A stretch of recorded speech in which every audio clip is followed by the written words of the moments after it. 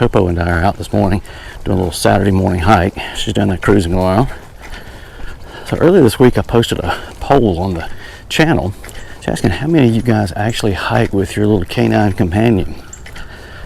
About a third of you said you always take your dog with you, which is awesome. I'm pretty much in that bucket. If I can, she goes with me, even if that includes driving to town to go through the drive-thru. About half of you said sometimes you do, sometimes you don't, and then kind of the remainder never takes one with them. So I thought this would be a great time to go through, spend a few minutes talking about things we need to do so that we don't kill dogs while we're on the trail. Or I forgot this is YouTube. I'm not supposed to use that word. Unalive your dog while you're on the trail. So stick around.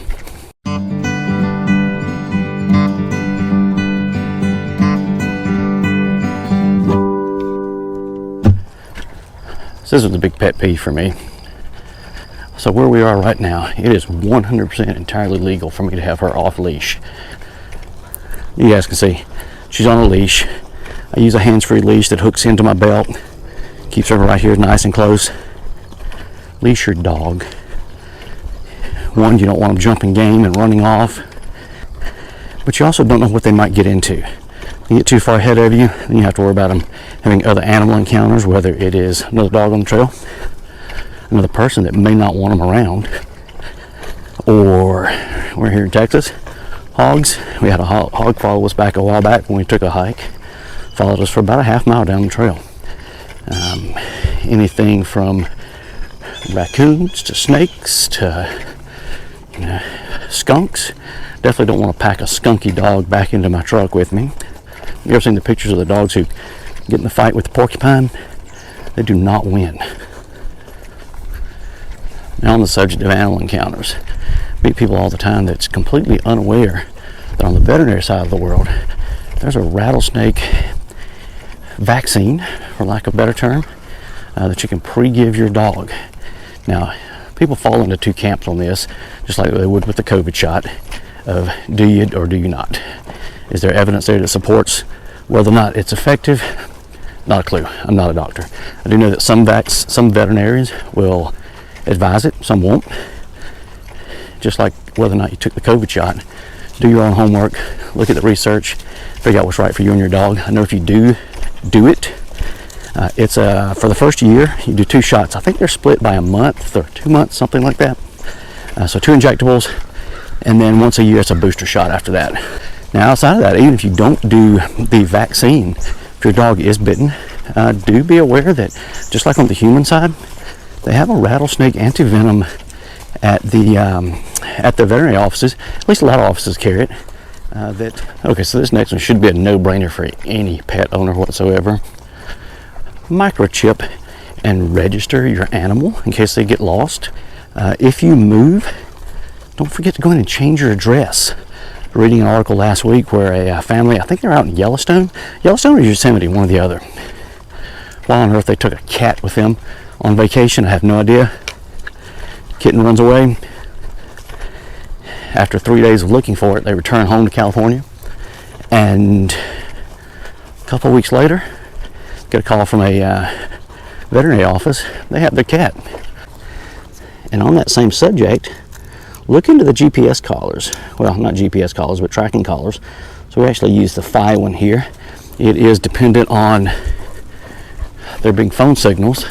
So she's out in the middle of nowhere. It's going to be a little less accurate, a little less effective, at least until she roams around to the spot where she's around the cell tower. At home, I charge it about once a month.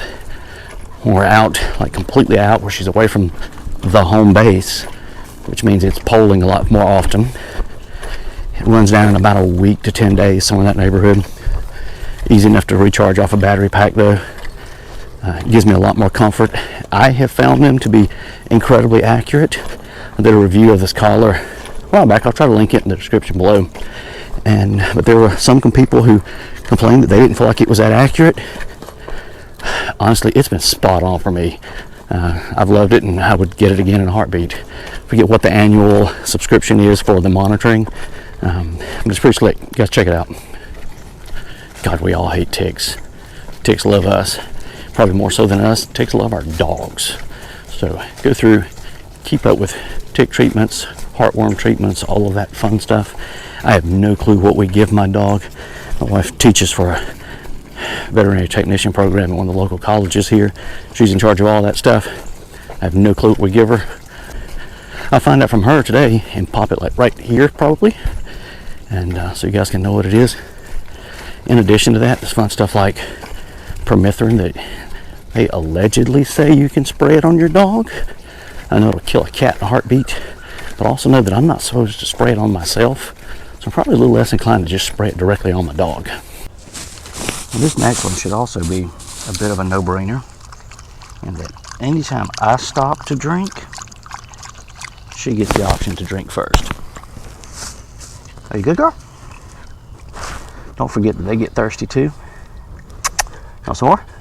I think she's good. She's ready to get back on the trail. And on the subject of drinking water, there's a ton of stuff in the water that we don't want to drink. It's not safe for your dog to drink either. Fun stuff like lepto will absolutely cure your dog.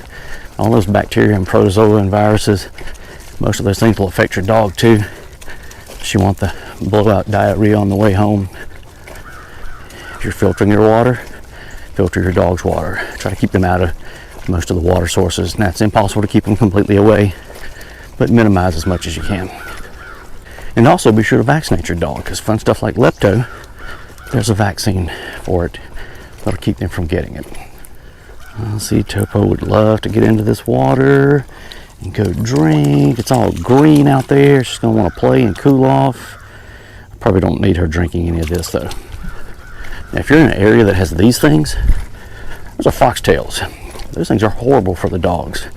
Once they kind of prick and get into the skin, they have these little kind of hooks on them where they will work their way into the skin but not work their way back out. So they're burrowing little seed pods. Definitely check your dog for those anytime they're out. Probably a good idea if you're in the area and you have those things, look at the little booties. It'll go a long way toward keeping them out of their pads. Those things will absolutely just burrow all the way through your dog. They're horrible. And the boots aren't just good for their little paws for foxtails, but if you're out in an area where it's super rocky or lots of thorns, seems like everything around here kind of wants to poke holes with you at certain times of the year. Boots go a long way toward keeping their little kicks safe while they're out on the trail. And even after we've gone through and hiked, I'll take the Mushers foot balm when we get back. Mushers, this is Mushers. Treat her feet when we get back so she can recover. Now, speaking of Mushers and wound care, there's a lot of stuff about canine first aid that's really similar to people first aid. A lot of the supplies will overlap, but there are some very specific nuances that are different we need to be aware of. So look around your area and see if you can find a canine first aid class. I know we teach those at Hike-ALOT. Wife teaches those. But we started teaching it because very often while we're out on the trail, we'd be out with people who would have their dog with them, and she was constantly having to stop and work on the dog. So look around and see if you can find a canine first aid class. Your dog will thank you. On the subject of snake bites, so look around. You'll see them posted at vets' offices quite often. There are different companies out there that will do a snake avoidance training class for your dog. They're usually about $75 or $100. Make an appointment, you'll show up. It only takes them a few minutes. Generally speaking, they put a shock collar on them, expose them to snakes, and then shock them until they do not want to be around the snake.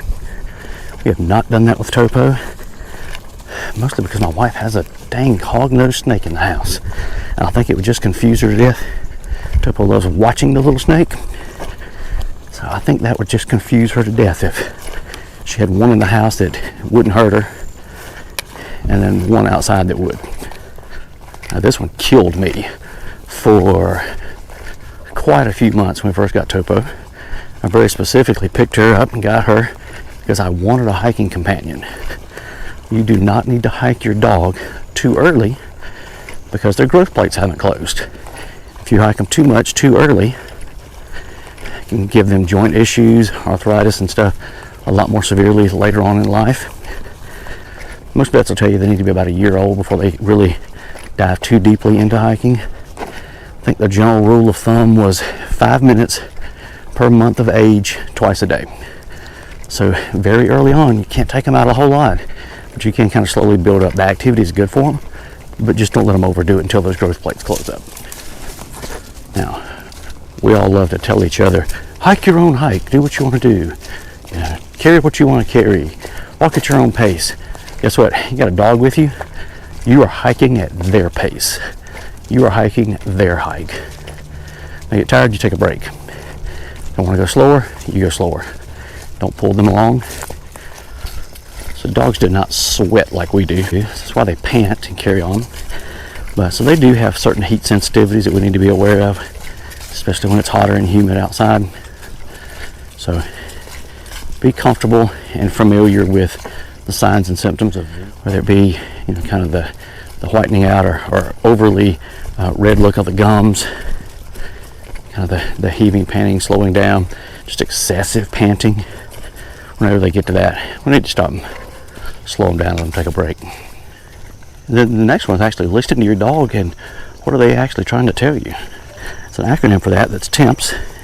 I'm going to put the little chart up here for you guys to check out.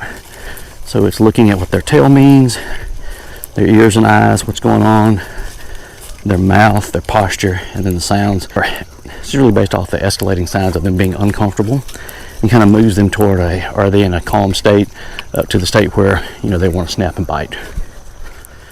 All right, hopefully you guys found that beneficial.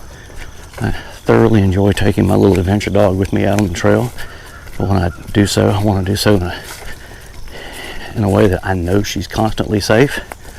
So take the time, take the effort, make sure they're safe while they're out on the trail with you, and they'll be with you for a lifetime, at least theirs, which is never long enough. But if you guys are out on the trail enjoying this right now, as always, just remember, left foot, right foot, repeat. We'll see you out there soon.